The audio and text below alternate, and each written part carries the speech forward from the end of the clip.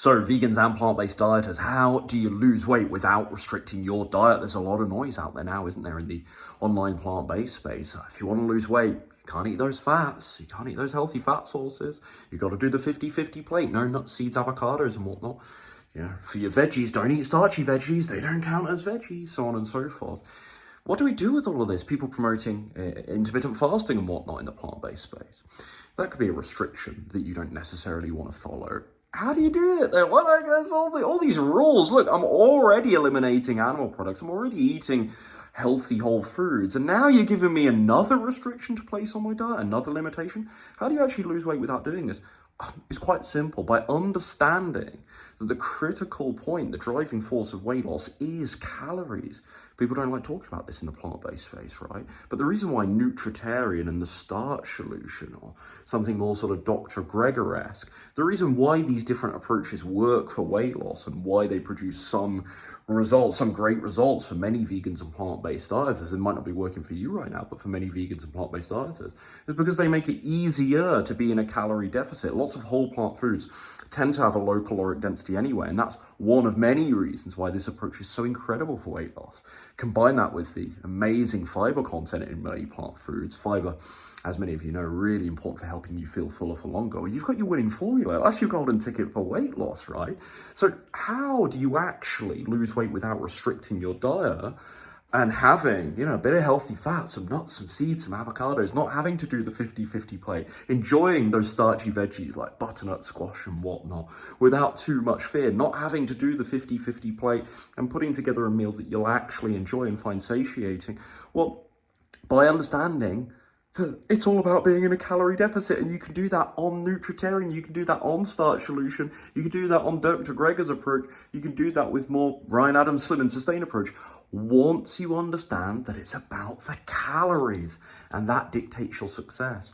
Not your macronutrients, not how many grams of fat you eat per day, not how much avocado you smear on your lovely whole wheat toast every morning. That's not going to dictate weight loss on its own. It might contribute to your results at the end of every day, but only through this sort of calorie lens of, well, how many calories does that contribute to my diet? Remember, we lose body fat when our body can't find the calories being metabolized to use as energy, and it goes to those fat stores, releasing some of that stored body fat to use as fuel. You can't do that if you're eating excessive amounts of calories every day, regardless. So the reason why you might not be seeing results on the Starch Solution, you might not be seeing results on Nutritarian, is because, you're eating cleanly and you're checking the boxes of that particular sort of sub-plant-based diet trend, but you're still eating in a surplus or at maintenance calories, and so your body's like, okay, we've got everything we need here. We don't need to tap into those fat stores and release that stored body fat as energy. So again, once more, how do you lose weight without restricting your diet as a plant-based dieter? How can you just eat what you want and still get results? By understanding this whole calorie deficit argument, which the whole of the weight loss world seems to, generally speaking, universally understand. There aren't too many people denying this anymore, but in the plant-based space, talking about calories has sadly almost become, excuse me as I take a seat here in my lovely bed, has almost become kind of taboo, right, for one reason or another. And I have theories as to why that is, and I won't get into those here. That's a whole nother video. How do you ensure that you are in a calorie deficit without tracking your calories? Well, feedback from the scale, right? The scale will tell you, hey, am I there or thereabouts? That's a telltale sign that you're in a calorie deficit. You're actually losing weight. So I would say if you're losing the ballpark of 1 to 2 pounds per week, and of course there are exceptions to this, but for most of you watching this, if you're losing 1 to 2 pounds per week, well, that's pretty decent feedback that you are, most days in a calorie deficit, that you're doing it relatively consistently. If you're not losing weight, or in fact, if you're gaining weight over the course of a week, don't judge it over a couple of days, that's not enough time. But let's say over the course of 7 to 10 days, if you're actually gaining weight or you're just maintaining, well, that's pretty reasonable feedback. That's pretty concrete feedback that you're not in a calorie deficit, or certainly not consistently enough. And that's how you lose weight without tracking your calories. And if you aren't losing weight without tracking your calories, all you have to do is just slightly pull back on the more calorie dense plant foods and increase your volume of things like fruits and veggies, so that overall you can maintain decently large portions, but actually reduce your calories slightly, and then test that for something like 7 to 10 days. And again, the scale is what provides the feedback here.